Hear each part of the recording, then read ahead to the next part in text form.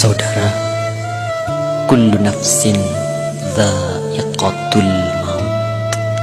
Setiap yang bernyawa pasti akan mati. Hanya soal waktu, kematian itu nanti akan datang pada setiap kita. Bayangkan dahsyatnya sakaratul maut. Rambut kita ditarik, kuku-kuku kita ditarik, sakit rasanya. Bayangkan nyawa yang dicabut, terbujur kaku. Dan bayangkan yang terbujur kaku itu adalah diri kita. Rasul menjelaskan ketika itu kita masih bisa melihat. Kita masih bisa melihat siapa yang menangisi kita, siapa sahabat yang mentakziahi kita. Tapi kita tidak bisa berbuat apa-apa. Kita tidak bisa bicara, tidak bisa bergerak. Lalu kita dimandikan. Bayangkan itulah diri kita yang sedang dimandikan. Air mengguyur tubuh kita yang selama ini kita bisa mandi sendiri, tapi sekarang harus dimandikan. Dan kita menyaksikan siapa yang memandikan jasad kita. Bersyukur kalau yang memandikan itu adalah anak-anak kita. Sementara kita belum mengajarkan anak-anak kita untuk itu. Ya Allah. Kemudian kita dikafani, kemudian kita disolati, kemudian kita digotong, dibawa ke kuburan. Rasul menjelaskan kalau yang dibawa itu mayit yang soleh, maka mayit yang soleh itu akan berkata. Tapi ketika itu tidak ada seorang pun yang bisa mendengarnya, kecuali malaikat dan hewan-hewan. Manusia dan jin tidak bisa mendengar perkataan mayit. Rasul memberitahu kepada kita, mayit yang soleh itu akan berkata, Asri'ni ila baiti, ya Allah, percepat aku ya Allah, percepat aku ke rumahku ya Allah. Dia sudah melihat surga Allah. Dia sudah melihat surga karena kesolehan di dunia selama ini. Subhanallah.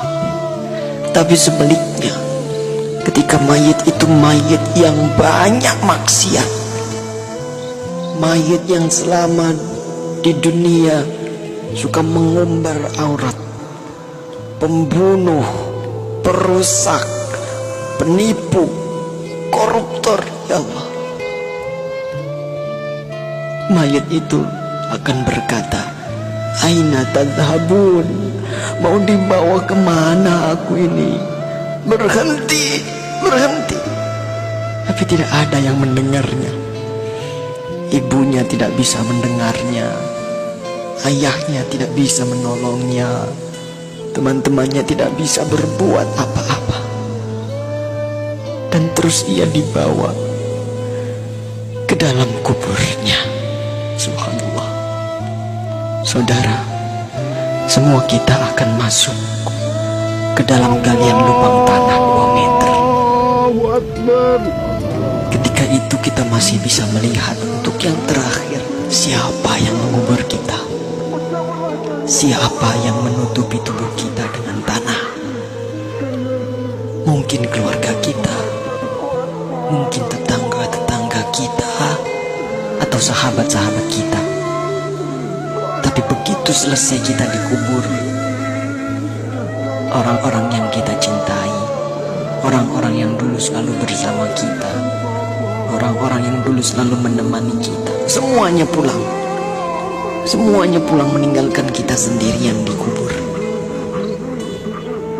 Maka kita merasakan kesedihan, takut, gelisah. Tapi kita tidak bisa pulang mengikuti mereka. Kita hanya bisa mendengar langkah kaki mereka saat semua orang pulang meninggalkan kita sendirian di kubur. Astagfirullah. Di dalam kubur, darah, daging, tulang, belulang hancur. Sempit, gelap, rumah ular, rumah tanpa alas, rumah kesendirian. tempat kita akan ditanyai perbuatan kita selama hidup di dunia. Itulah kubur. Saat itu tidak ada yang bisa menolong kita. Tidak ada kekuasaan lagi. Tidak ada harta yang melimpah lagi. Tidak ada keluarga yang kita sayangi lagi. Tidak ada pengawal yang setia lagi. Allah Akbar, Allah Akbar, Allah Akbar. Tapi alhamdulillah, kita bersyukur karena kita masih hidup, saudara. Hari ini kita masih hidup, kita belum mati. Berarti Allah masih sayang pada kita. Allah masih memberi kesempatan kepada kita untuk bertaubat. Allah masih beri kita waktu untuk beribadah sebanyak-banyaknya. Maka inilah saatnya. Inilah saatnya kita untuk bertaubat, saudaraku. Inilah saatnya kita untuk berjanji taat, saudara.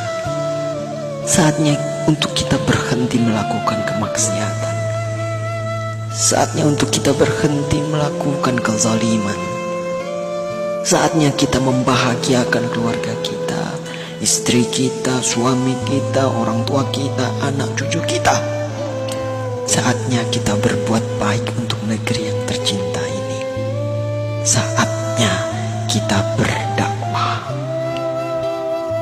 Manfaatkan sisa umur ini untuk menebar kebaikan di sekitar kita. Karena kita tidak tahu kapan kita akan kembali kepada Sang Pencipta kehidupan, Allah Subhanahu wa ta'ala. Katakanlah, sesungguhnya kematian yang kamu lari daripadanya, ia pasti menemui kamu. Kemudian kamu akan dikembalikan kepada Allah yang mengetahui gaib dan yang nyata. Lalu dia beritakan kepadamu apa yang telah kamu kerjakan. Surah Al-Jumu'ah ayat 8. Semoga Allah mewafatkan kita dalam keadaan husnul khatimah. Allah makhtim lana bi husnil khatimah. Assalamualaikum warahmatullahi wabarakatuh.